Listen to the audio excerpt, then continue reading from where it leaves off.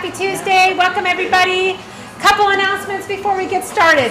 So first of all, last week we had our In the Hot Seat with Mark Mullitz. It was fantastic. It was a really great interview, a lot of good information. If you missed it, we actually will have the recording up and rolling tomorrow. My phone has struggled with the recording of it, but I think it's finally let it go through for me to upload it. So it'll probably be about the same time as tonight's available. So it will be available for all of you. A lot of people have asked about that. And yes, that will be available. Our next In the Hot Seat is next Tuesday night. So just a reminder that these solution groups are the first and the third Tuesday of the month. So solution group is always the first and the third Tuesday of the month. And then those alternate Tuesdays, we're just coming up with other fun things that we're doing. And it's kind of week by week. And so, all right, come on in. So if you are not on our text reminder list, you'll want to get on that because that will keep you up to date every week. Every Monday you get a text and it tells you, hey, this is what's going on this week, so you can keep track.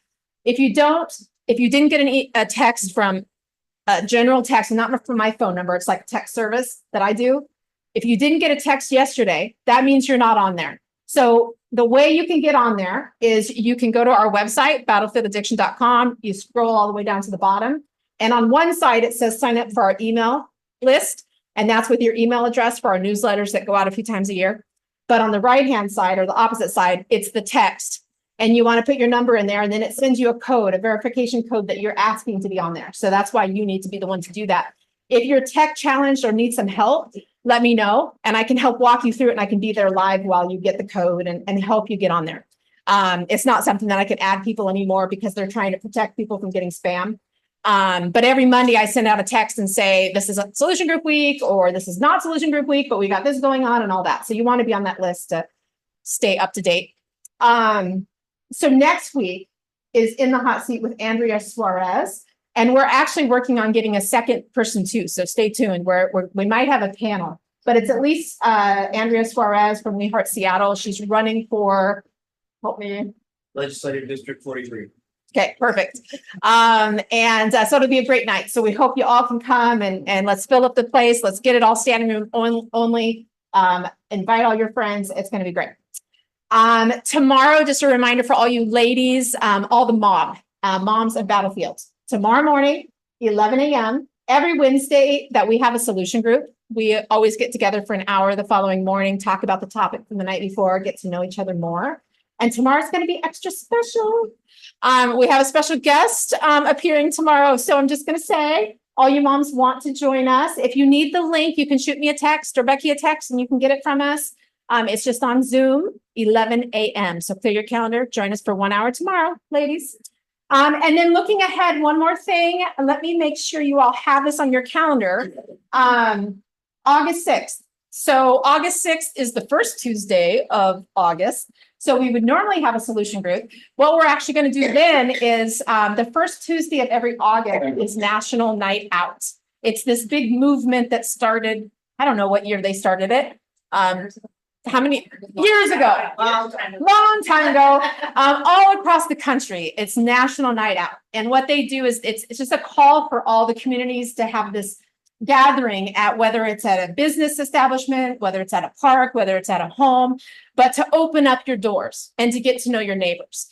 And we are registering with Kent, letting the city of Kent know that we're doing this, that we're hosting here at Rebuild Recovery. And that we're inviting, the police department might stop in for, to say hello. Be on your best behavior, guys.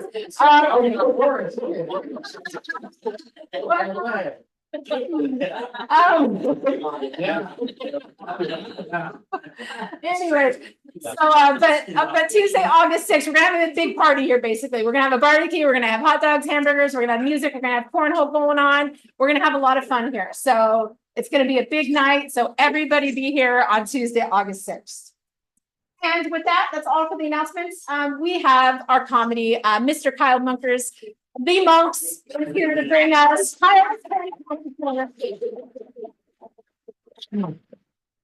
Yeah, and you heard right. The special guest from Mom Groups is me. Yeah.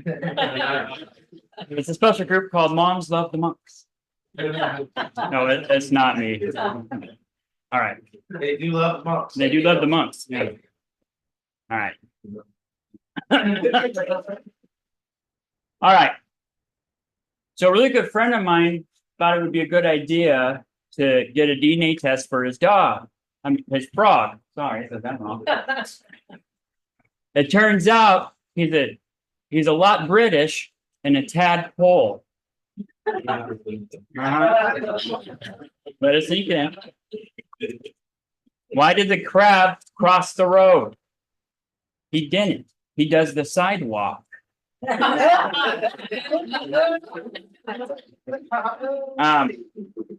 Sorry to say, but I developed a new addiction to drinking brake fluid, but it's okay. I can stop anytime. I was pretty embarrassed when I got home from work today. It turns out all the guys in the house found my model train set. So after they all left, I threw a sheet over it.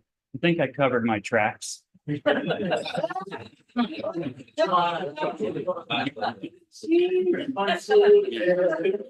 saw something really weird the other day.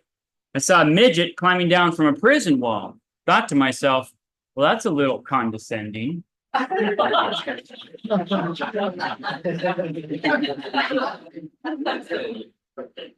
What did the Secret Service say to Trump when he got shot? Donald Duck.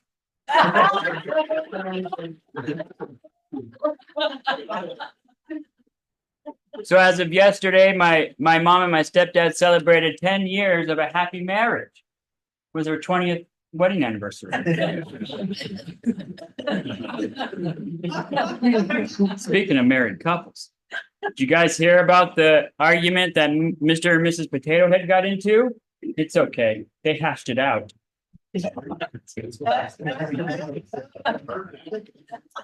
I grew up on a dairy farm, and sometimes I would help my grandpa milk cows, and he taught me this really cool trick. He taught me that if you talk to them, that more milk comes out, it goes in one ear and out the other. All right, last one. Anakin, client at the house. I learned a fun fact about him. If you go to him and ask him, hey, what are you doing today? And if he tells you nothing, that means he's not free. It means he's doing nothing. Think about it. I don't get it. If you ask him if he's doing anything, he says nothing. It doesn't mean he's free for the day. It means he's going to be doing nothing. Oh. I was gonna say it louder, Carl. You can say it again, it's still like fun.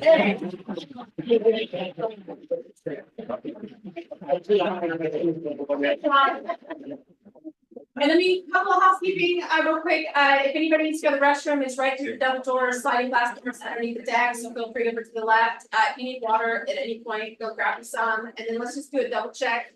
All phones are on silent. We just ask that everybody join us for this hour and a half for presents. Thank you.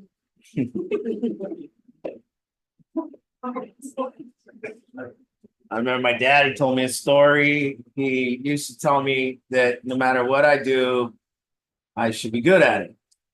And we were riding in the car. I remember me and him were driving, and I remember him telling me about this. So he said, even like this, son, he said, there's a guy at my work and all he wants to do is sleep with women. And he said, so he centered his life around buying nice cars and sleeping with women. He's really good at it. But that was my dad's illustration of you can, whatever you do, you need to be good. Don't just waste your time. So I still think of that guy. I think, man, my dad admired how this guy slept with a lot of women, He told me that story. When I started out, I'm glad it's a lot of people in the program tonight because I want to yell at you. And now, when I started out, I was at the Kent house, and all I had a vision of was I had a house up there, and the way I started in sober living was I just wanted to have a house to rent. I lived here with my mother. My dad had passed. At this time, I was about 10 months sober. It was October.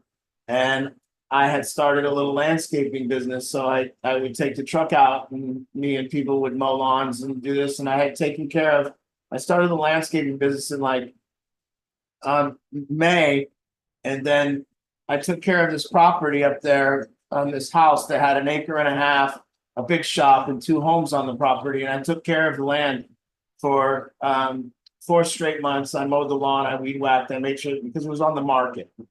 And the lady wanted me to keep taking care of the property so it looked good. It would try to sell, but it didn't sell. And this is 2011 and it didn't sell for a long time. And then it came to summer passed and it came and the lady called me and she knew that I was in recovery and she knew I was about 10 months sober. And she said, would you rent my house? And she asked me and her name was Carol. And Carol said, will you rent my house? And I said, wow, nobody's ever said that before and nobody's ever wanted me to do anything in their house. So I said, yes, I would rent it. It was 5 bedrooms.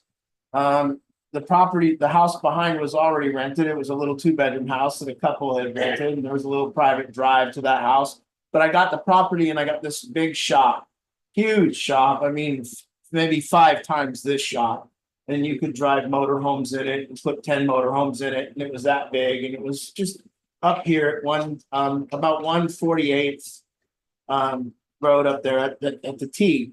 And so my only vision was that I just had this vision that I wanted to wake up with people that were in recovery, people that had struggled in their life and started doing better. And my only vision for all of this was just simply, I want to wake up and have coffee with people and I like to have meals. So I like to have a bunch of people living in the house so that we could have big meals together. And then we had 5 bedrooms. So I rented out 4 bedrooms and then I had the master bedroom and that was the way we got into it. And that was going to be it. I was going to play poker and run my truck and live there. And pretty much my living was covered by other people that I was taking care of. And I made sure the bills were paid. And I kind of managed the place for that. And it was back then, shoot, it was only like $1,400 a month or something was the whole rent back then in 2011. So it was 2000. So anyways, this lady comes over. I was living with a girl named Amy, and then I had a friend named Barry that had moved in, and Amy and Barry were friends. And so the Department of Corrections had to come over and check on the place to make sure that Barry could live there. And once the lady Carol Jackson showed up, she looked around the house and she said, this is really nice. There's only one problem. She said, Amy here is a convicted violent felon. Barry is a convicted violent felon. She said, there's no way I can allow Barry to live with another convicted violent felon. You're going to have to move. And so I said to Carol, is there anything I can do? They've already given me money. They live here. They've already established the residence. What can I do? And then Carol said, well, you would have to become a sober living. And I said, well, I don't really know what that is. Never heard of it before. Wasn't privy to what a sober living was. Didn't have aspirations of having a sober living, nothing like that. And so she said, well, you're going to need a business license and you could create a name. So we did. We created a name, big change. We went and got a business license, and then lo and behold, then I had to go to the bank and get a business account. And lo and behold, we were a sober living. So that's how we got into this whole thing. Was this one lady, Carol Jackson, caused this chain of reaction to what would happen, next.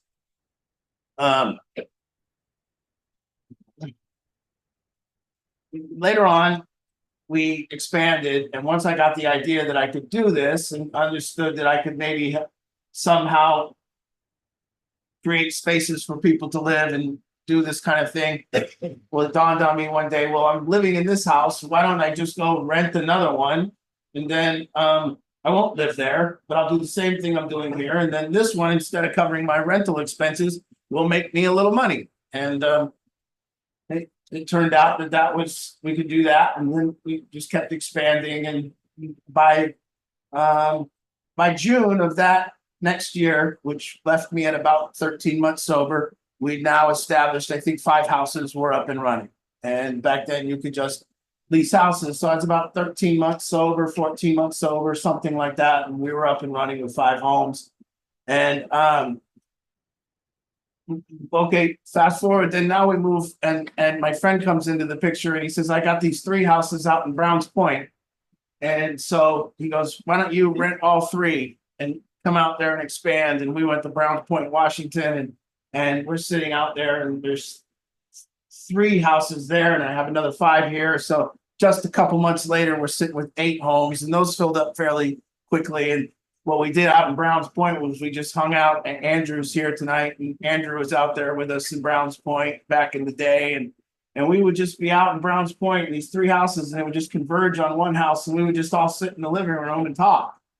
And that's how this whole thing started. We would just do something like this, but we'd be in the living room and we'd be having dinner and then we'd all sit and have these discussions. And predominantly what the discussions were that we would go to AA and we'd come home and talk about what happened at the AA meeting or whatever. By the way, at the time I was currently one of those, I got involved in one of those gimmick, like Tony Robbins kind of things. And so I had it was called the Global Information Network. And so I'm part of this thing where basically you pay $1,500 and they give you a library card. You could pick up Think and Go Rich anywhere you wanted to go. You could pick up Psycho Cybernetics or, whatever book that you were reading to have success. And so I was reading all these success books and trying to relate to the kids and go to AA and do all the stuff. We had a great time out there and we destroyed Browns Point and we made it a shit show and everyone hated us. And then gentleman who I've recently been talking to again named Chris Reckner, he got home from the meeting and he was on a rant, boy. He was on a rant. He was saying how bad AA sucks and how stupid it is that I'm dragging everyone to AA. And he says, Jesus Christ, don't take me to those dumbass meetings anymore. And he's just going off. And then, and so I want you to remember that Carol Jackson was a very pivotal point. And then this next pivotal point happened that night. And, Chris was on a rant and he was angry and he didn't want nothing to do with no more meetings or anything. He wanted us all to get out of the living room so we could watch TV. And then there was this gentleman named Adam Yonker, and Adam Yonker he goes like this to Chris Reckner. He goes, Chris, you need to learn to put it down. And I didn't know what Adam meant. I go, what do you mean, Adam? And he goes, well, he's got to take his mind like this. And he's got to set it down. And I hadn't heard much good advice from the kids coming before. And then this was some good advice. And so I said, Adam, where the hell did you get that from? I said, what are you doing? And he happened right there and he picked up a book by Eckhart Tolle and he handed it up and he lifted it up in the air and he goes, it's right here, dude. It's called Power of Now. And so I'm sitting there with Adam Yonker, and Adam Yonker's kind of taken over the group, and he's smarter than me at this point for a little bit of a time, and I didn't like that. So I snatched the book out of Adam Yonker's hands, and I went home and I read it that night. And when I woke up, I read it again. And so I read The Power Now twice in 48 hours, and now simply because this kid was not going to be smarter than me. But that caused me to read Power Now, and what happened then was somewhat of how to explain what a human being would go through in having a spiritual awakening, how someone would go about the business of getting relief, how you get relief and why. And even in that book, I discovered why a human being uses drugs. See, the human being uses drugs to escape their mind. And then Eckhart was here giving us a way to do it without drugs. And so that moment that Adam Yonker did that, it caused something in me. It caused me to go down a totally different path in life. I changed paths. I changed courses. I stopped going to AA. I stopped. I loved AA. I still don't mind it, but I stopped. And I went down this path of mindfulness that was deep and enriched, and it went on forever. And by the way, if you ever start studying mindfulness, you'll never have to double check their shit. It all lines up. People saying the same thing as you go down the path. Nobody's contradicting each other. And so I found that very good. And it kind of helped us impact a lot of lives. The point of this is that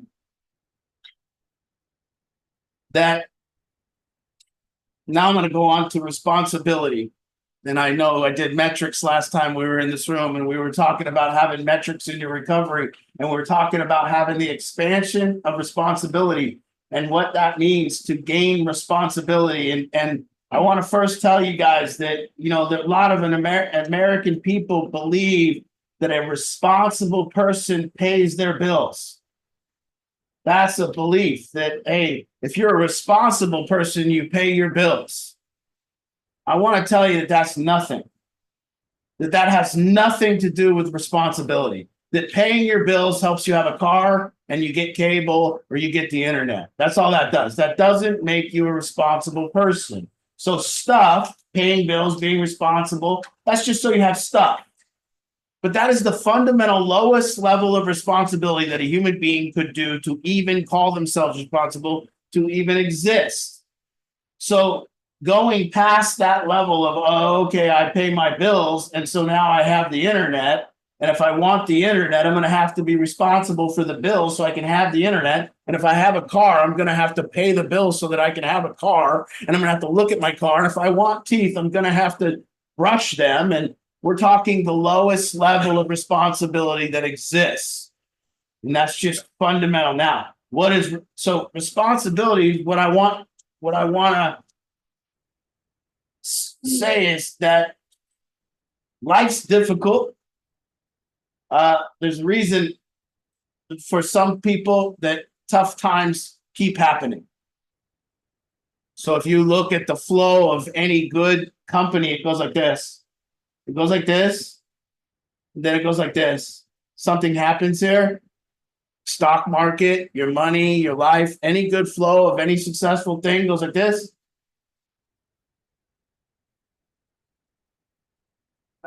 It goes like that. Every climb, everything goes like this. So what's happening here is that it's easy, tough times, and then something happens. Something happens where we either get responsible or we become a victim. And when we're sitting in this room talking about responsibility, I want you to understand this. Responsibility is that I am the cause of my life. See, you all come here tonight. Parents come here. You come here. I hope you come here to cause something. See, parents come every week, and I know they want to cause something. People come to group coaching, and they want to cause something. They want to cause something to happen. Maybe you come here because you have to, fine. But I hope that people will see that I am trying to make something happen. I'm trying to cause something. So the beautiful moment, what I want people to figure out in early recovery is responsibility at the most fundamental level is paying your bills. If you can't do that, you're in trouble. You're never going to have nothing. But all that means if you pay those bills is that you're going to have something and no one else is going to have to take care of you. And that is fundamentally the lowest level to reach autonomy, to reach a point where you're independent, and it's just paying your bills. Now, next of all, this glorious thing happens for a person like Kate, or a person like Mason, or a person like Josh, or a person like Dalton, or a person in this room. This thing can happen in your life, and it happened to me. When you figure out one thing, that you cause your life, and that you want to cause your life. You see, when Carol Jackson said, they can't live here, I could have quit. But see, I became causing the matter and said, no, what do I got to do? Tough times, causing the matter. Tough times, causing the matter. So I identify as a causer. I cause shit. See, I don't identify as a victim. I identify as a causer. I don't know about you, but when my life gets tough, I cause shit. So I'm going to wake up and I'm going to cause some shit today. So if you woke up today and you didn't cause nothing, and you know, when we have this thing, when I say someone caused it, they almost say, not me, I didn't cause it. Everyone always running around saying, I didn't cause it. We had a person here, Mr. Stamp, where's he at? Mr. Stamp. Go, Stamp. Mr. Stamp yesterday drove his car down to work, And he went to work, and when he got out of work, he got in his car, and for some reason, it was real loud. Sounded like one of those Japanese. Helicopter. Yeah. Oh, no. And then they noticed that a piece of his catalytic converter had been placed. Not a piece, the whole thing. They took it. Okay, Wow. that's tough times. So that's tough times for somebody trying to survive.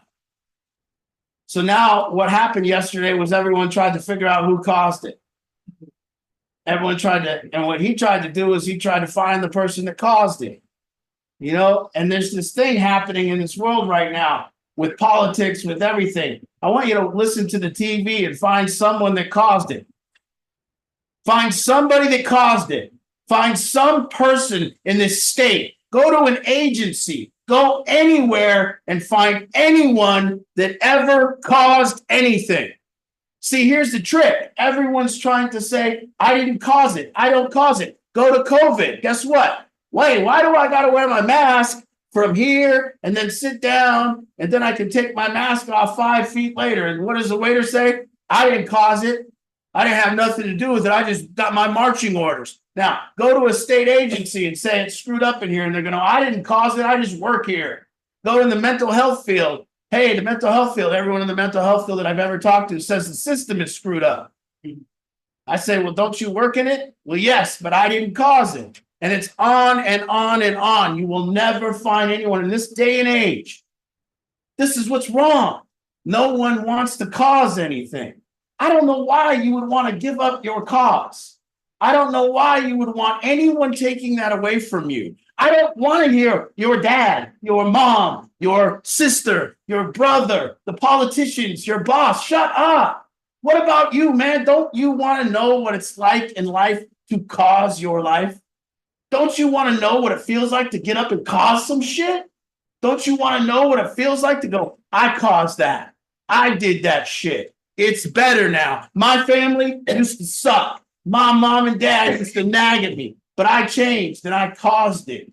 And now it's different. My boss used to suck, but I went into his office and I caused some shit and we talked it out. And now it's better. I had a bad relationship with my mother or my father. And guess what? I don't want that. So if I don't want that, I have to cause something. And that's the thing. That's why I want to yell at you guys. I want to say, stop giving up, man. Stop telling me how somebody else caused it. Max caused it. He caused it. She caused it. You caused it. You drove the goddamn car there. No, that's it. I drove my car here. Now, the only thing he can do is go, hey, he's going like this in life. Tough times happen. He can either be a victim and shut down and say, you know what? I didn't cause it. Somebody screwed me over. Or he can say, my car is going to be parked right up front from now on after I get this goddamn thing fixed. Jesus Christ. So it's over. So it's over. You're not going to hear about it again. We're not going to hear about it for 12 hours, how shit ain't nobody's fault. See, Kyle took my car and wrecked it 2 weeks ago. Guess who caused it? The lady. Me. I caused it. I caused it. I let that man drive my car. I caused it. He drove the car. He wrecked the car and I caused it. He didn't cause it. I'm not going to say, here, Kyle, you screwed my life. There's nothing. No, I caused it. I let him drive the car. And I ain't no victim to Kyle Munkers. My life is bigger than that. And I'm responsible for it. And you sit and you have these conversations where you didn't cause your life. And you're telling people how you didn't cause your life. And it's sad. And it's depressing. And so this metric in recovery of responsibility comes when you start believing that you have a chance to cause your own life. And the way we talk indicates, and I can sit with somebody, you know, we used to do these things called alcohol and drug assessments. I owned a state sponsored treatment center or a state licensed treatment center. And we used to do drug and alcohol assessments. You know what a drug and alcohol assessment assesses? That's how they know. All you do when you go take a drug and alcohol assessment, it just assesses responsibility. That's all it does. So we have a man and he comes in, and I have a man, he showed up to my treatment center and he's in a suit. And it's about May 10th. And he's in a suit. I walked into the office and he was shaking. His hands were shaking and he was filling out the paper. He was a black gentleman. And I go, hey, man, you got a DUI? And he goes, yep. And I go, what happened? He goes, Jesus. He said it was a Mayweather fight on May 4th. I was out at the bar. I had a few too many. I knew I shouldn't have drove, got behind the wheel, and I got pulled over right away and got a DUI. I go, well, have you drank since? He goes, I haven't drank since, man. He goes, I don't even know what to do. I'm here. They told me I got to get an assessment. I'm here. I need to figure this out. I can't screw up again. I got my family. I got everyone to worry about. So I walked back to Allison and I go, well, after she assessed, I said, no significant problem, right? She goes, yeah, he's fine. We can just give him once a week until he gets out of this court thing. He doesn't have a drinking problem because he doesn't have a responsibility problem. People that got a drinking problem, notice they also got a responsibility problem. They don't cause their life, so they have to drink about it. They do drugs because they don't cause their life. Another guy comes in, sitting in the same chair. I said, what happened to you? He said, I got a DUI. I said, well, how'd you do that? And he goes, I was at the bar in Des Moines. Cops sat across the street and targeted me. I said, didn't they pull you over at a stoplight because you had drifted into the middle of the road and passed out? He goes, yeah, but they were targeting me. I said, Allison, did that guy need inpatient treatment? She said, absolutely. I don't need to look at the paperwork. I look at the level of responsibility a person is. And so difficult times for irresponsible people prove to be more difficult times. Difficult times for responsible people prove to be the best times of their life. When I have difficult times, it's time to start causing some shit. Worse than that, when I'm not having difficult times, sometimes I forget to cause shit. And when I forget to cause shit, it leads to difficult times. You see? And those difficult times reinforce the fact that I need to always be causing shit, that I need to own this shit, that responsibility really just is simple, the level of cause that you are. That the success that you are is directly related to the level of cause that you are. A lot of times when I'm doing a talk like this, people that are irresponsible will leave. Now that's telling. And they leave because they are identified as a victim. And when you are identified as a victim, you don't want no one telling you different. You want people around you to tell you shit's not your fault. You want people around you to tell you that it's okay, man, life screws you over. You don't want people telling you to get better. So when you're having a tough time at your family and a tough time when we deal with a family and we're having a tough time, guess why? Because we can't find who's causing it. Because if you talk to that family, each person has a different person that's causing it. So now, if we could just locate one goddamn adult, if we can find one adult that believes that they caused their life, we can fix an entire family. It just takes one. Because one person can say, I'm going to cause this to be different. I'm going to actually not think as a victim, and I'm actually going to think of what I could do differently. And by one person, I can then put it together. You see, now in our state, in our country, I had a rough time this weekend. It was difficult. It was difficult because there is something that happened. We have been manipulated. We have been given cell phones. We have been giving addictive material. We have been having those things put in our face. It has become addicted. They were in rooms plotting about how to addict us on social media. We've been addicted. And now we have to listen to the lies. So when Trump got shot, what just started happening to me was I was like, we ain't being told the truth by no one. And what really started feeling evident was that we will never know what happened. You know, I was telling the guys upstairs, I was like, you know, here we could get an accurate version of something that took place. So let's say that Anakin, and let's say Bailey and Anakin get in a fight upstairs. I could come to the guys and I can say, hey, what happened? And 10 guys that witnessed the fight might be able to tell me, hey, this guy hit this guy, and then he said this, and we could probably get a pretty good, accurate version of what happened. But see, if Anakin was a Democrat and Bailey was a Republican, and then the 10 people in the room were either Democrat or Republicans, the story would be based upon their ideology, not what happened. And so now the truth is over, and I started getting real frustrated about that and I started rebelling from my phone. I started saying, I can't look at none of this shit no more. I can't watch it no more. I can't listen to it. I got to get out of here. And so now I have to like detox from it. Now, maybe some of you aren't addicted, but I am. I'm addicted to it, meaning I have this thing where when I'm not with it, I'm anxious. And when it's over there, I'm anxious. And then I got to go over here and I got to relieve my anxiety and look at it, but there's nothing really on there.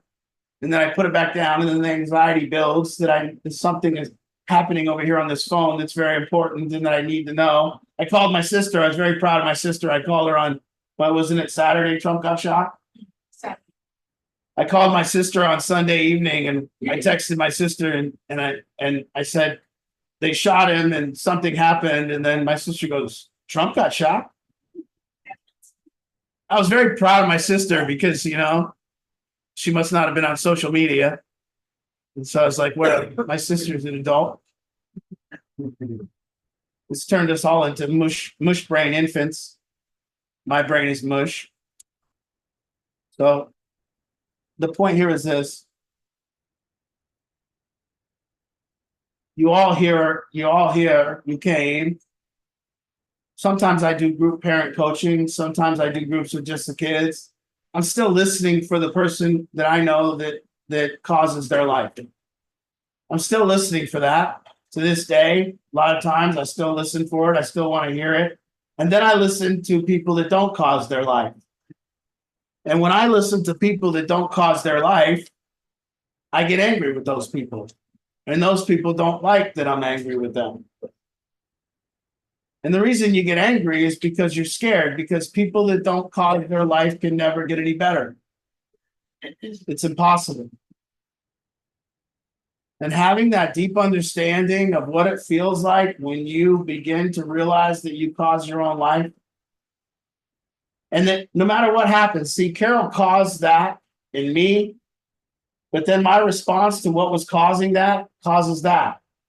And looking at this chain of how close we need to be with causes and how delicate cause is. And then understanding that people see these very, distinct directions of negativity in people's life because of cause. And to know how serious this game is. And to know as a drug addict that you think someone else could cause you to get drunk or high. Or you think somebody else could cause you to have no money, or you think somebody else could cause your car to break down, or you think that's not how life works, ladies and gentlemen. It don't work that way. Not only do we have to cause our life, we have to prevent causes from happening to us. We have to be preventative. People say, I don't cause a flat tire. Yes, you do. Because you didn't check your tires. You didn't buy new ones. I don't cause a leaky roof. Yes, you do. You didn't have the money to replace it. You should have replaced it earlier. We cause everything. You try to find something that you don't cause. In fact, I'll even yell at the parents here and say, hey, did you cause your kid's addiction? The parent could go, no. Yes, you did. You gave birth. If you didn't give birth to your kid, would he be a drug addict? Answer, no. So it's your fault. There, we got it figured out. And when I got into this business, there was a whole thing called Al-Anon. And I went there because guess what? I had this big house and I was like kind of getting screwed up myself and I needed my own therapy. And I went there, and the first thing they said to me, some lady spoke up and she goes, we didn't cause it. We can't cure it. We can't control it. And I grabbed my shit and said, I'm in the wrong place. I said, I'm in the wrong place because I need to be able to fucking help people.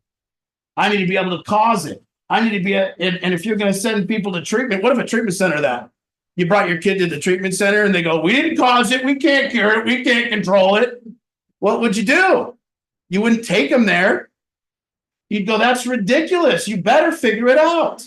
You're asking the treatment center to be responsible for your kid's addiction, but then a parent don't want to be. Well, what's the point of that? Who cares if it's your fault? Who cares if it's not your fault? It's happening. And we can solve shit when we can be the cause in the matter. I'm a causer. That's my pronouns. Yeah. I identify as causer. You know, I'm the one doing shit in my life. I don't give that shit to no one. And that's power. And it feels good. And tough times feel good. And I'm telling you, I've been involved in some tough times in my life recently. A lot of loss, a lot of death, I spoke at 5 funerals in the last 2 months.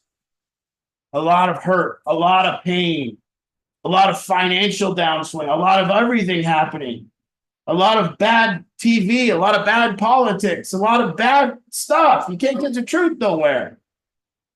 But who cares? Because tough times turn me into a causer. And when I cause shit, shit gets better.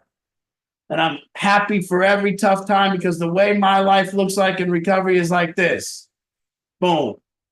Then better. Then boom. Then better. Then boom. Then better. And guess what? If you looked at my graph and you saw this, what's happened in my life, guess what you would tell me you need more of? You'd say every time there was a dip in your life, it started going up higher than it did the first time. And I'd say, yep. And they say, it looks like you need more dips. And that's right. I need more difficult times. I don't need less. I need to be able to be cause in the matter. I need to wake up tomorrow and face difficult times and be happy about it and do some shit. Last night I had faced some difficult times and then I decided to cause some shit. So I got on with Max and Bailey and I started causing some shit in their life. I started letting them feel a little pain and saying, you know what, you guys aren't cutting it. You need to step it up. And you know what they did today? They stepped it up. They moved the football down the field. They did some shit. And that's it. They didn't go, oh, Art's too hard on us and become a victim. And no, they didn't do that. You see? Responsibility is not paying your bills. That's ridiculous. All paying your bills does is get you cable. So if you're proud of yourself because you paid for your cable, good for you. You're proud of yourself because you went and told a car place that you would give them money and then you actually do. Congratulations. But normal folks been doing this their whole life. You're proud of yourself because you actually paid the ticket so you didn't lose your license. Good for you. But we shouldn't be all proud of ourselves for doing shit that normal people never even mention they do. I never heard my mom once say, I pay my bills. I never heard my mom once say, I paid the car payment. I never heard her say, I paid the cable. I never heard her proud of herself for that. We just had cable. That's just what you do as a normal person. But taking it to another level and being ultimately the cause in your own life, to feel like that does and never be a victim to anyone, no matter what happens. See, I want you to really think about that. Yes, Kyle Munkers, he did. I love raking him a little bit. He did wreck my car. He did hit 2 people. They are injured. They are suing me. I caused it. And guess how I know I caused it? They're suing me and not him.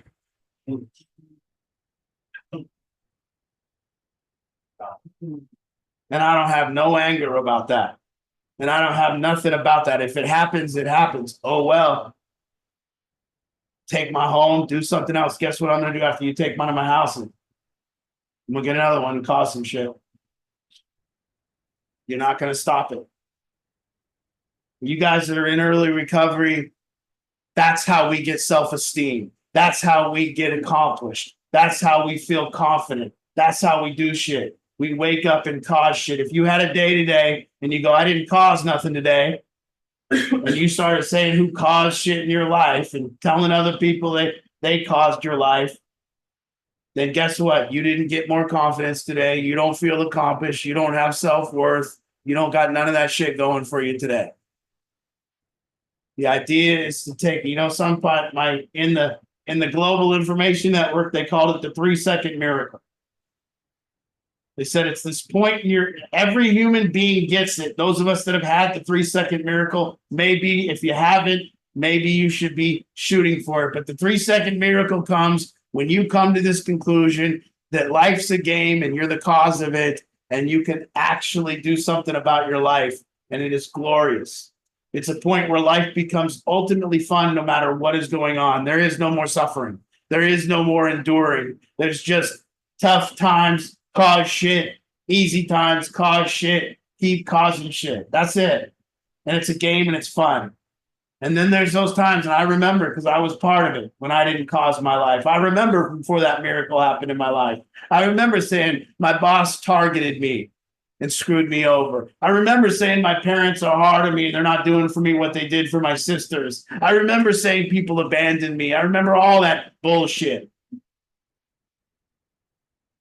I remember seeking out people that would go, "Oh, Art, it's not your fault." I remember all that shit. I thought, oh man, I felt good for a minute, but I was losing. Just wasn't my fault.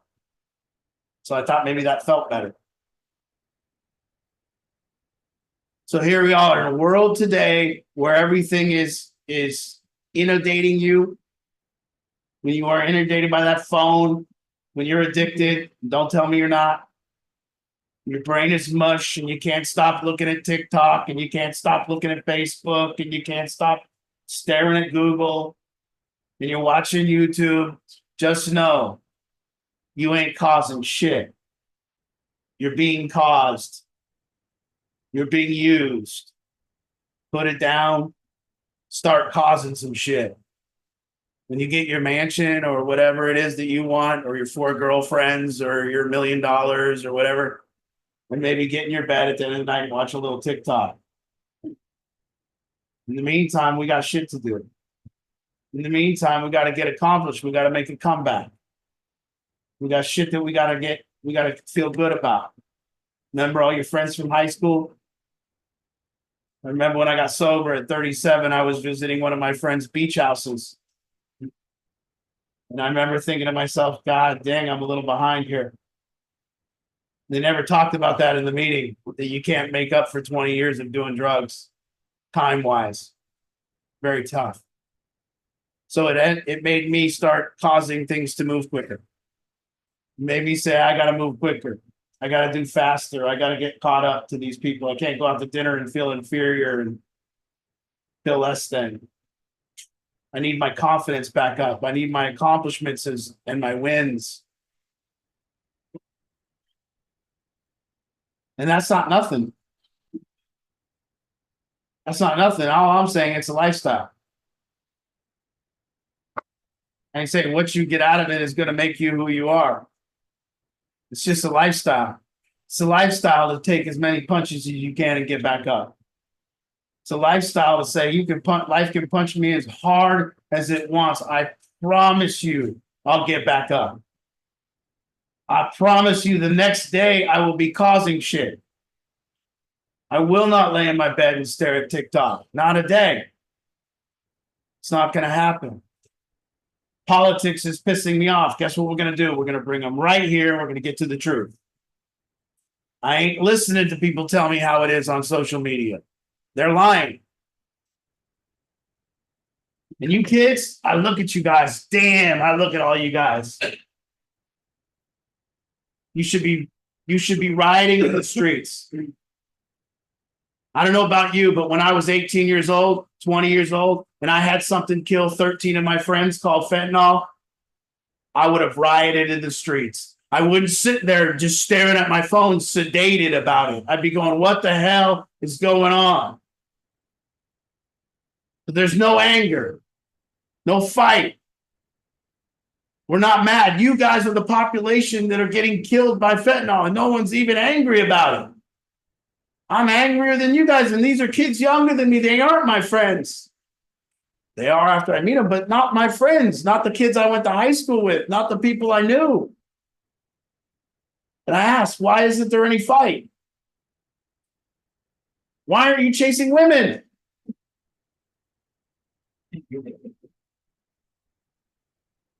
Been at this Kent house with 11 guys living here. Still waiting for the first guy to have a girl come over. I'm still waiting for the first guy to go on a date. Was in Vegas for a year. 11 guys in the house. None of them needed that girl to come over. We had a pool. I thought, man, cool. I'm going to get all these guys in my program. They're good looking dudes. They're going to go out and get women. I get to see good looking women over at the house.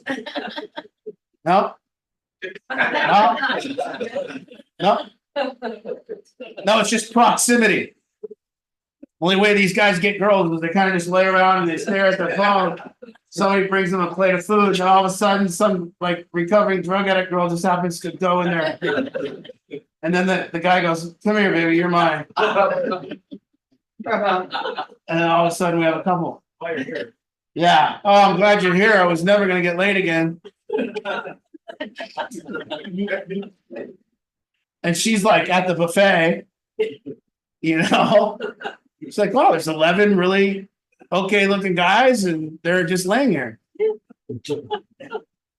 And they'll never like motivate to go outside. I was with Angie at the beach. We were at the beach, and oh, by the way, I want to give you we were up at Deception Pass State Park, and we were at the beach, and me and Angie are there, and there's these 3 girls way down the beach. We can't even tell what they look like, right? But You could tell they were gorgeous. we can tell they were probably good looking. And I was like, we should walk down there. And Angie, you know, we should walk down and check it out. And Angie's like, yeah, we didn't, but we should. And then we were talking about the guys in the program, how we would have to like, you guys want to go down there? And they'd be like, no. It's a long walk, and I miss a lot of TikTok videos when I go down there.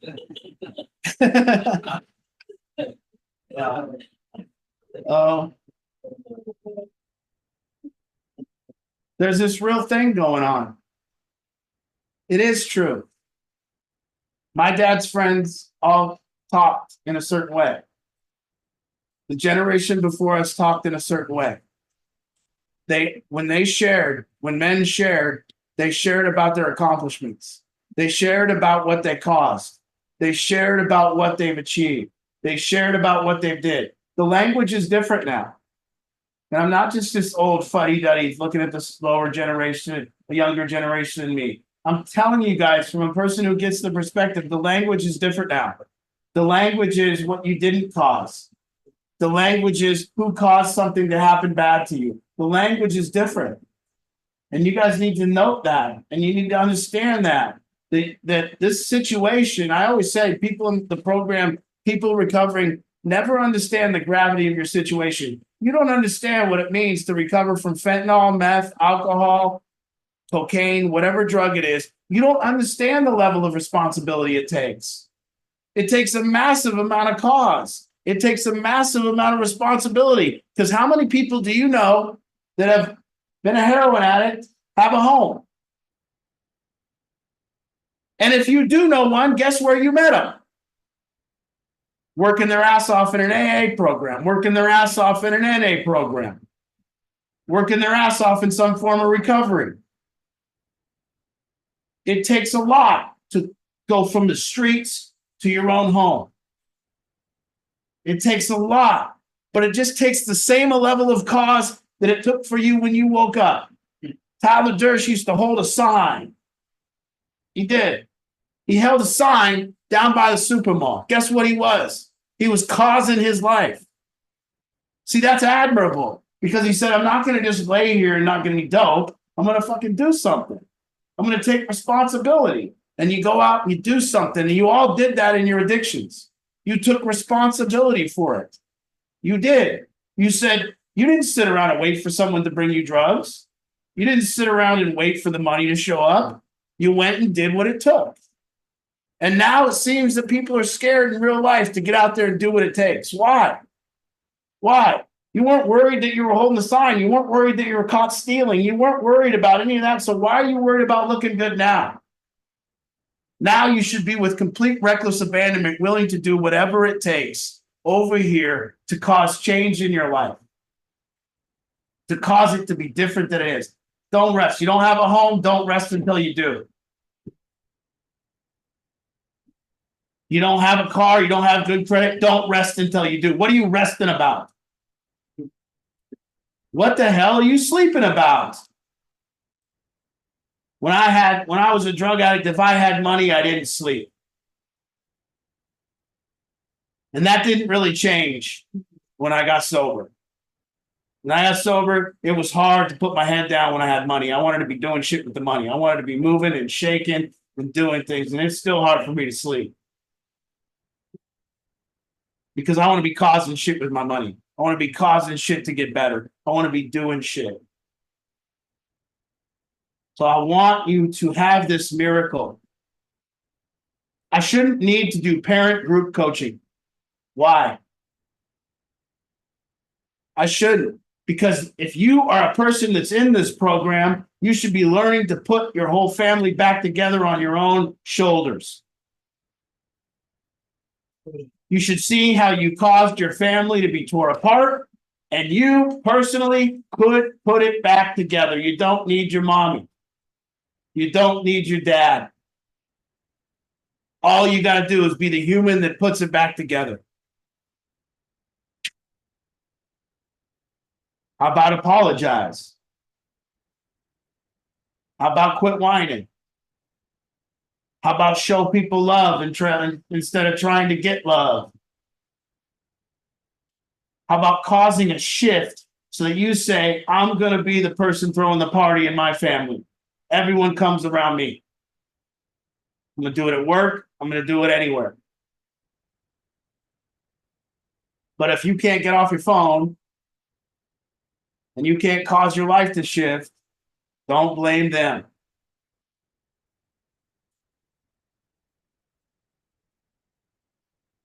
Big deal, Matthew.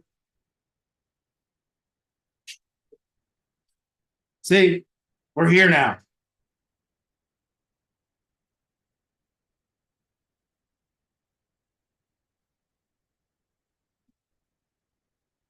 Right there in the center is Matt. Right there in your life.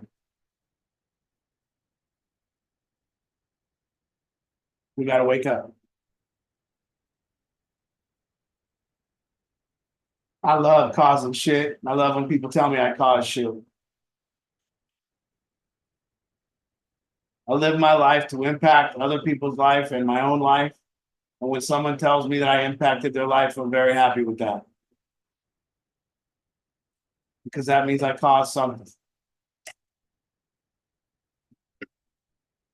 So today, if you drove around and looked at how you didn't cause anything and told everyone else that they're causing things, and I'll just tell you one thing, that's a lifestyle. And in that lifestyle, you're very unhappy. And the other side of this thing is when you begin to think, okay, guess what? I can cause some shit. See if I could tell any of you today, I want you to go up to Safeway tonight and I'll give you $10,000 if you could go up to Safeway tonight and cause that place to suck. I think all of you would be able to achieve it. Would anyone have a problem going up to Safeway tonight and making it suck up there? You would know what to say to people to make it suck. You would know what to do. You could go up and make it suck. But if I said, now, I want you to go up to Safeway and positively impact the people's lives. Make it better. That would be a little tougher. You might not know what to do. But it would just start with being with people. Just go up there and be nice. Oh, shit, really? That's all I have to do? Yeah. So it really takes a lot less to cause your life to get better than it does to cause it to suck. And right now, if your life is difficult, you're causing it, and two, it is way more difficult what you're doing than it is to make it better.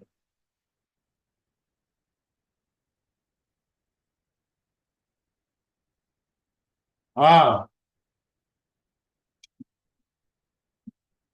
I hope I caused some shit. You see, I'm laying in bed. How am I gonna cause shit? I can't sleep. I gotta get up and figure out how I'm gonna cause some shit. Oh, I got it figured out. Oh shit. Let me get down to the group. Hope I cause some shit.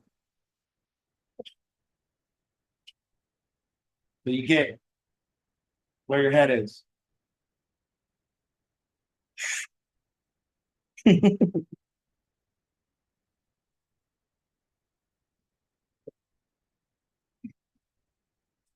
See, I wish I could shoot that. I wish I could suck it out of my veins and then shoot it into someone. And say, take a little bit of that. Take a little of it, but bite on that responsibility. Tie off, shoot that shit.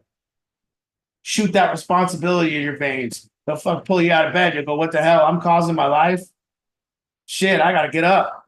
What the hell? Yeah, you're causing it. That's the trick. These guys down at the poker table, and what they do, a lot of guys that play poker, they're real tight. They play real tight with their money. So when a guy that plays real tight with their money comes into the poker game, the game sucks. Tightens up. There's no money flowing. The guy's real holding on. He's a tightwad. There'll be about 4 of them at the table, and the game just sucks. And then the 4 guys say, one of the 4 guys raises his hand. He goes, I want a different table. This table sucks. And so I heard that the other day. And I said, you know what it's like when someone has dog shit on their shoe? And they go, what do you mean? I go, when someone has dog shit on their shoe, they're walking around sniffing. Like, who's got dog shit on their shoe? Smells like dog shit on their shoe. And finally, they look and they see it's them. They're the ones with the dog shit. And I said, you keep trying to move tables because you got dog shit on your shoe and you want to, it smells like dog shit and you want to get away from it. But everywhere you go, it still smells like dog shit. Why do you think that is? Because it's you. Same shit with the girls and the guys that get in these bad relationships and get cheated on, and same people getting kicked out of homes, and same people that can't get along in any home. It's the same shit. You got dog shit on the shoe. It's you. Don't you see the same shit happening everywhere you go? Damn. Every girl I date cheats on me. It's you. Every guy I cheat. Well, where'd you meet him? Well, he was at a bar and he was cheating on his wife. And then I brought him home. It's you. I watch the girls on Facebook that I know it's them. It goes like this. I found my soulmate. And there's the loving camping pictures and my soulmate here and I are at the beach today. This guy cheated. I hate it. He's a low-life scum. I found my soulmate. There they go. Ah, dang. All right. If you ever said the words you found your soulmate, run. Because you didn't.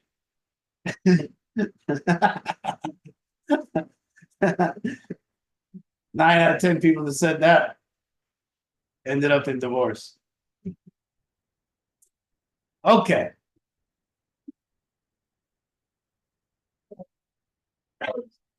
A little open time for the crowd. A little open time. Rodney, I take it. What's going on? I'm sorry, you don't know this, but we've all been here. You know what I mean? Like, huh? Like I'm new? Yeah, that's what I mean. So we all know who's that guy. Yeah. And you're thinking like maybe somebody else is new, but it's just you. This is like the Truman Show. It's all been staged for you. These are all actors. Welcome to the office. Yeah, it's like that.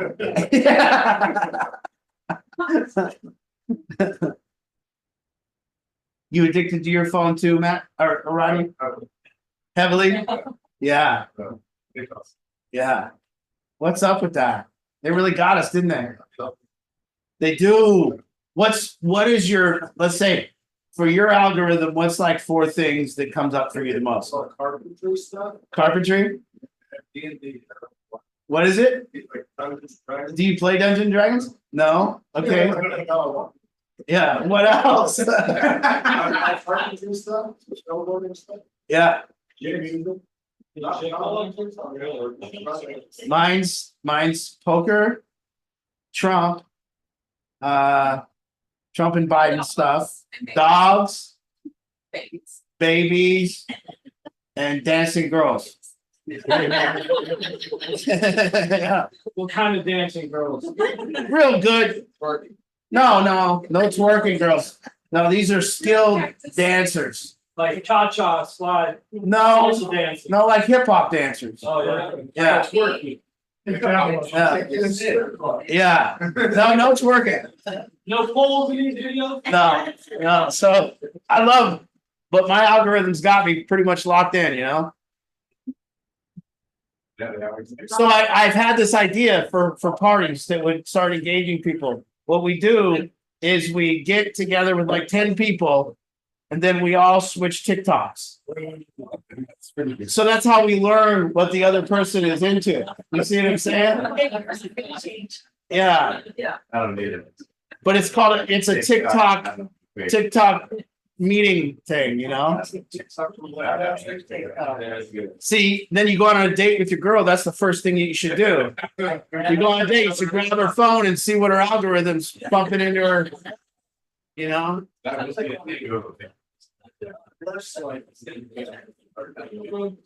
It is scary though, you just mentioned the word tent and then you look on your social media and they're advertising a tent. Whatever it is, it's out of control. You know? A little restaurant review. I'm gonna start doing my little restaurant reviews. Anakin, look at you, you're not causing nothing. Come on. Yeah, she. You know? Nothing.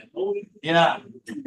Anakin's been on a 9-day camping trip. He's on vacation. Yeah, yeah.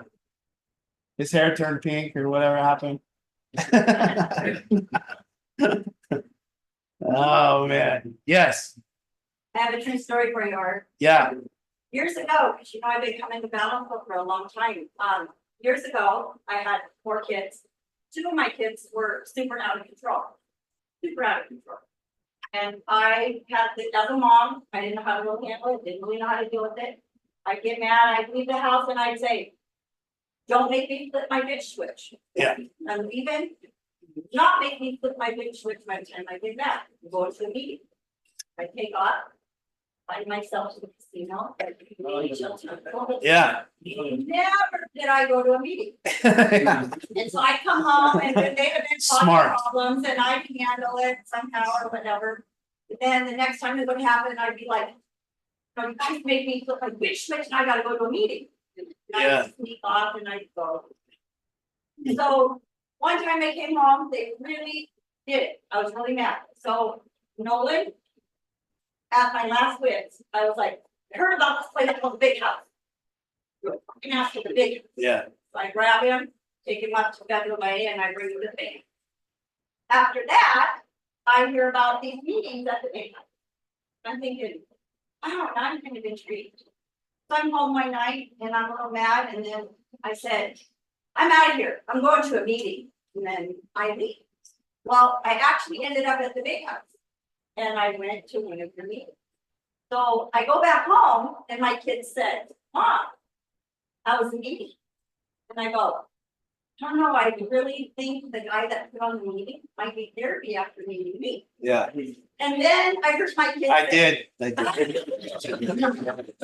I'm serious about it. And then I heard my kid say, you mean you really didn't go to the casino? And I was like, oh, I'm busted. So I attended a couple of these battlefield meetings, Mark having this upstairs room, couches everywhere, we're all crammed in there, God is helping, learning some stuff. So the next weekend I come home from the casino, and they had 25 people in my house. They had a party, they did all these things, a guy puked on my couch, flipped the cushion over, I was really bad stuff. I stepped out, I broke every bong in the house, I just took everything that and I destroyed all of my furniture in my home, everything. I'm telling you, bong water was everywhere. And then I loaded all the furniture up in a truck and I took it all to the dump. These guys came back to party at my house and they said, dude, what happened here? And my son said, I don't know, she went to some dude's meeting, came home, breaking everything. He said, I'm an enabler. Smash. No, I'm an enabler. I've been enabling you guys. She busted everything. Dude, took a 4-foot long. She smashed it. We even had to get rid of the birds because we think they're gonna die from the long walk. And I'm like, you know what? There was no more furniture in my house. So I told them, see, there's no reason for you to come back. I have no furniture. There's nowhere for you to sit. You're not welcome here. And all because of our dollar. Awesome shit. Yeah. You impacted me Yeah. to do all that. And for 2 years, I never. Home record. Small disclosure, I never said throw away the bombs. Yeah, why'd you take it out of the bombs? Yeah. Yeah. To see myself. I'm not saying it's easy. Yeah. It took a lot of years for me to get where I'm at. But I knew I'm positive, I'm telling you. Okay. I had never had so much relief. I like this. I like Trusting all that. I like going back to the point where she told her family she's going to a meeting and went to the casino. These guys use that shit all the time. I have shirts now that I wear that say, don't make me flip my bitch. So that is those are mine. But yeah, I have them. Anyway, thank you for Ah,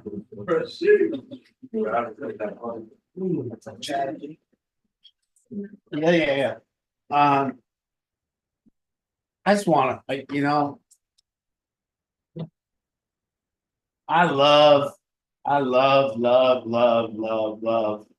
like, we went to 13 Moons restaurant at the Swinomish Casino. Now, if you're ever up there and you go to Anacortes, make sure that you make a reservation at the 13 Moons. Sit outside And on the patio.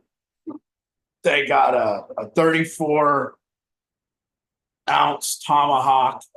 We didn't get that this time, we got it last time. But the bone sticks up, they bring it to you. My thing with good restaurants is I need a baked potato to be hot, I need a baked potato to be soft. It's gotta be hot and soft. If I put butter on my baked potato and it don't melt right away, we got problems. And I like good service. And they had great service, great food. She had the salad twice. We went twice in a row. The salad was like the most perfect salad I've ever had. And I'm gonna try to copy it. So I have berries, fresh raspberries, and blueberries. I've heard the salad is the best salad story. Angie is the only person. Every salad Angie's ever Is had. Wait. I've said that a lot, but this one. Like when I said there's a 34-ounce tomahawk. She said, let me just. But people are like, 34, that sounds okay. And then she tries to have the same effect with the salad. Yeah. It don't. Like, So we went twice. there's a glass of water there. It's so refreshing.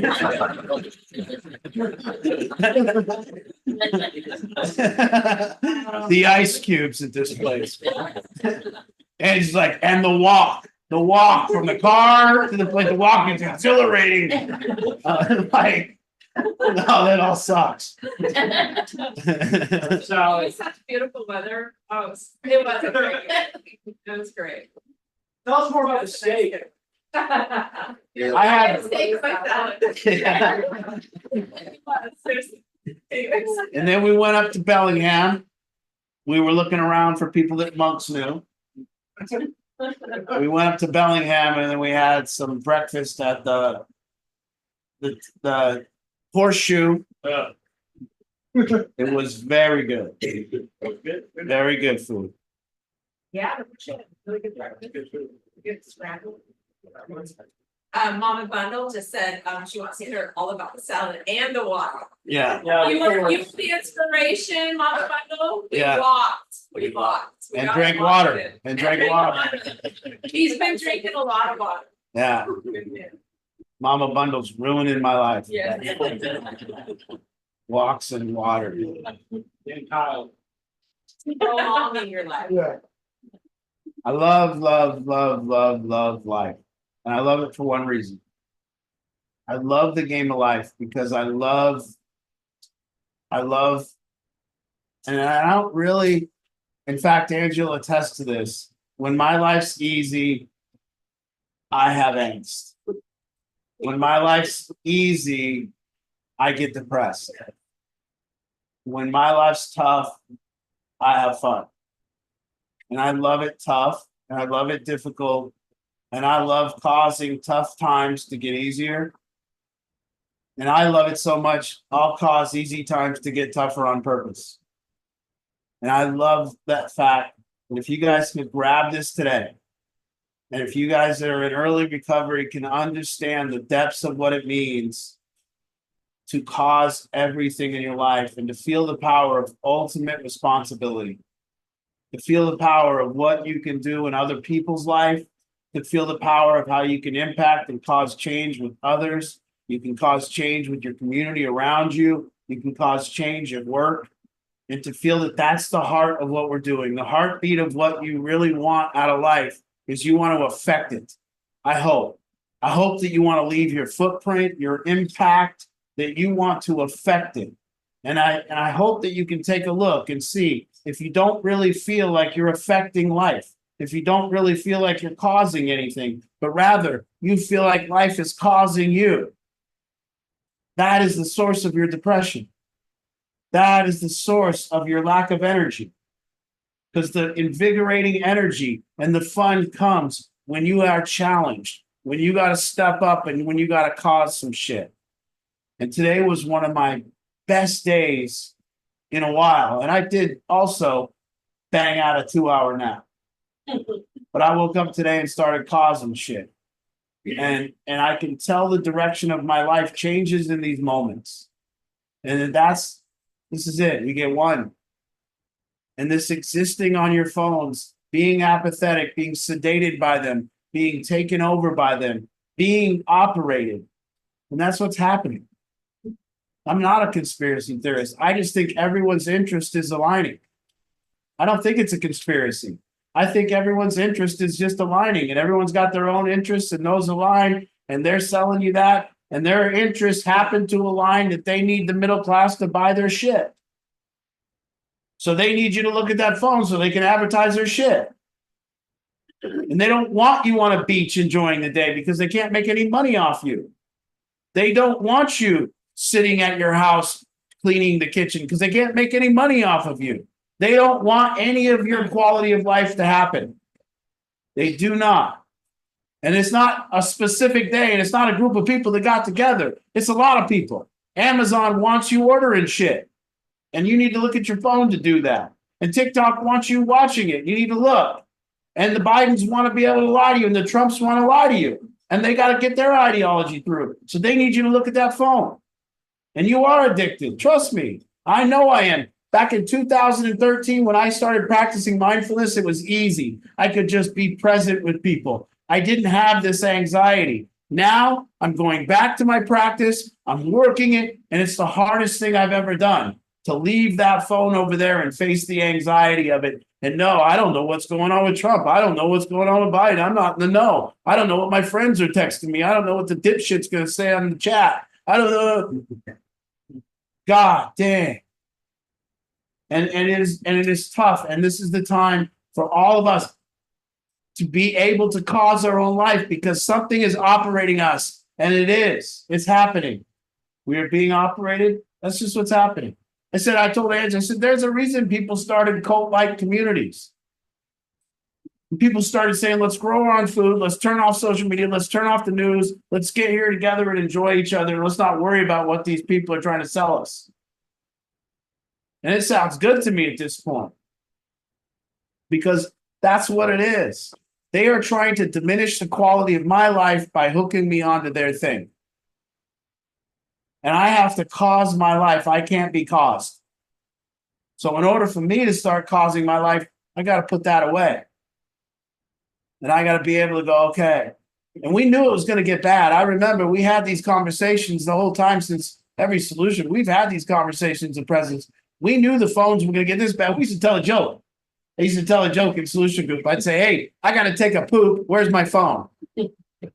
That used to be a joke. And people would laugh like, oh, people are going to be bringing their phones to poop one day.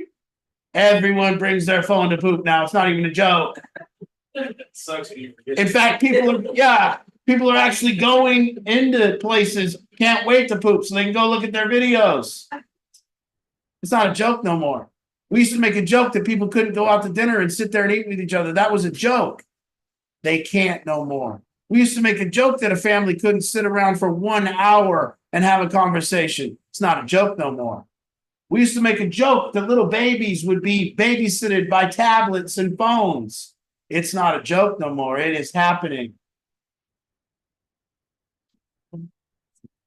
Oh yeah, we're gonna do a fundraiser for the bags just so that maybe The Yonder bags, they're called Yonder bags, and at the Garth Brooks concert in Las Vegas, you can't have your phone when you walk in, they give you a bag, you put your phone in it and you keep that bag on you when it closes.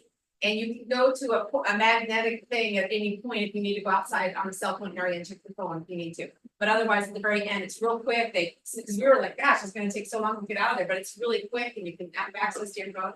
But I reached out to the company, I got a quote, and we're actually gonna do a fundraiser at the National Night Out to try to raise some funds and purchase some bags so we can have for our meetings. And then use it at the groups here at Rebuild and. I think people should get it for their families. Yeah. I think it should be a requirement at Sunday dinner and stuff. I I think experienced this concert. Can you imagine being at a concert and not one person in the room having a phone? Like nobody slid by because they also have medical, you can't slip a phone in. And if you get caught with a phone, somehow you snuck it in, they take you right out. They were no joking about it. But can you just imagine the experience to be every single person at that concert being completely fully present, no phones in your way? So did you have a lighter then instead of the light? It was amazing. It was just the most beautiful experience ever. So we're gonna get those. But the treatment where Brandon, my son, has been now for 8 months. He went in, now he had smoked cigarettes almost his whole entire life. He has now been 8 months, no cigarettes, no drugs, no alcohol, and no phone with no Trump videos and all that stuff. And they make a joke there. Well, they call it two totes. There's this funny thing.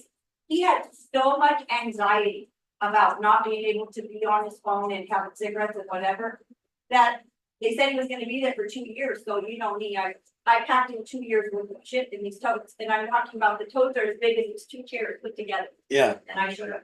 And they said he put the tote on top of the one that has wheels and he pulled the lever and he was going down the road, pulling these 2 totes. He made it 15 miles Before he went back. before he decided that then they made it walk back.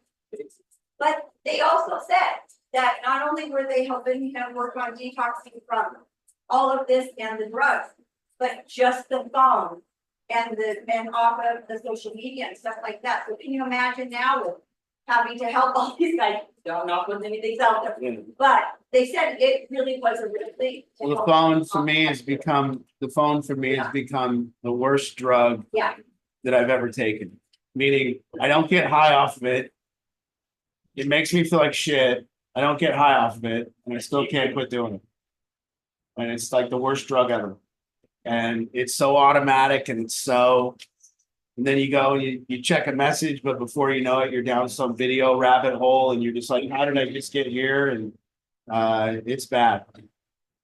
But he's gone 8 months now, you guys, so it's been a good thing, and that'll build, you know, a part of what helped Brenda along with all of this. But and so anyway, they have a joke there, Two Totes hasn't, you know, laughed or done anything, so he's doing really Yeah. good, but they still call him Two Totes. Freedom. Yeah. So just shoot a little into you, nibble on it a bit. Tomorrow, once you wake up and cause some shit, you know? We're gonna cause some stuff tomorrow morning, Mom. See you at 11 a.m. And next Tuesday in the hot seat here, next Tuesday, join us. Have a good weekend. Next Tuesday, what day? Like at 7 o'clock. It's 7 o'clock in the hot seat next week.